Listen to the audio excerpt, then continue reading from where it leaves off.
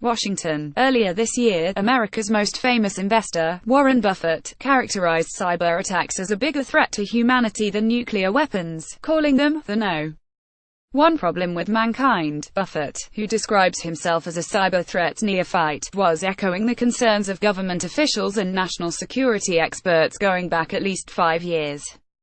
The nation finds itself in a situation comparable to the Cuban Missile Crisis of 55 years ago, a 13-day confrontation between the United States and the Soviet Union over the deployment of Soviet ballistic missiles on America's doorstep in Cuba, which followed American ballistic missile deployment in Italy and Turkey. This confrontation is often considered the closest the Cold War came to escalating into a scale nuclear war. But the resolution of the crisis, involving a joint pullback by the two nuclear powers, laid the groundwork for the nuclear arms control and reduction treaties that have kept nuclear war at bay ever since. More than half a century later, we face comparable uncertainties in the global cyber arena, and there is the same urgent need for de-escalation. The similarities between cyber and nuclear weapons are plainly apparent. These attacks are capable of imposing catastrophic consequences on our critical national assets, with quick delivery times unimpeded by geographic boundaries. Conflicts between our nation and other countries, including Russia and North Korea, dominate the headlines. Our global landscape has become increasingly digitized, and this increased cyber connectivity is changing the nature of the threats we face, posing serious implications for our national security. In October, a report surfaced that linked to North Korea targeted American electric utilities. The ability to impact national critical infrastructure, by either taking it offline or weaponizing it, constitutes a very real threat, but with a significant difference from the Cuban Missile Crisis. The enemy is unknown and the path to resolution is unclear. When it comes to traditional warfare, there is an understood set of norms, a code of conduct, between nation-states. These norms give the system predictability, which leads to stability. In the cyber world, the impacts are significant, but the code of conduct and the consequences for bad behavior haven't been defined yet. The concept of cyber attack is not even clearly defined by the U.S. government, much less our potential enemies. And this lack of definitions and standards of conduct means that it is impossible to predict how a target will react or respond to a cyber attack.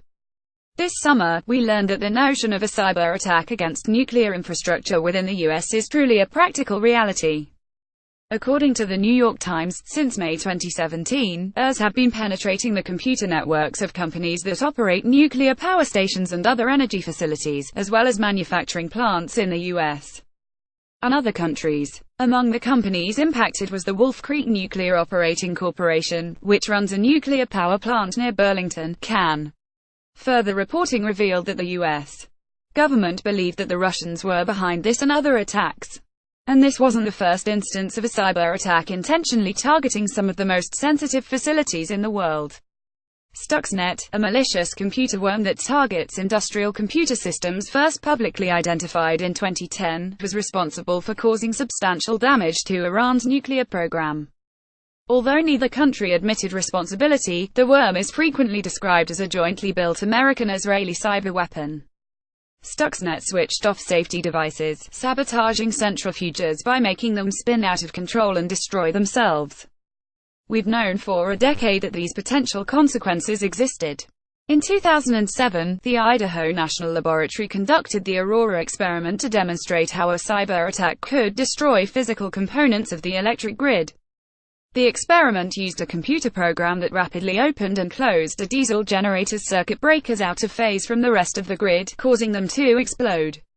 The use and sophistication of these exploits is on the rise, and our physical national assets are not all that is being held at risk.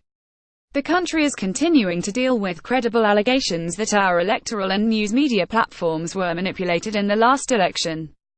Allowing for the obvious differences between cyber weapons and nuclear bombs, it's not a stretch to say we are now heading toward a second Cuban Missile Crisis of cyber warfare. And it calls for the same determination and ingenuity that resolved the original one. Experts say the U.S. is well positioned to lead an effort toward an enforceable treaty that establishes norms on the use of cyber weapons. Until we take on that challenge, we are unsure as a nation which act will generate what response, and so we stand by as malicious cyber acts expand and escalate. Powerful nations continue to test their abilities to use and deploy new kinds of weapons, and conflict seems inevitable, if not already a reality. It is likely to end in a crisis that will demonstrate and define acceptable limits and unacceptable actions. In 1962, that limit was found when the arming of a tiny island in the Caribbean pushed us to the edge of a nuclear disaster. How will it be found in 2017? Anthony J. Ferrante is head of cybersecurity and a senior managing director at FTI Consulting. He served as director for cyber incident response at the U.S. National Security Council.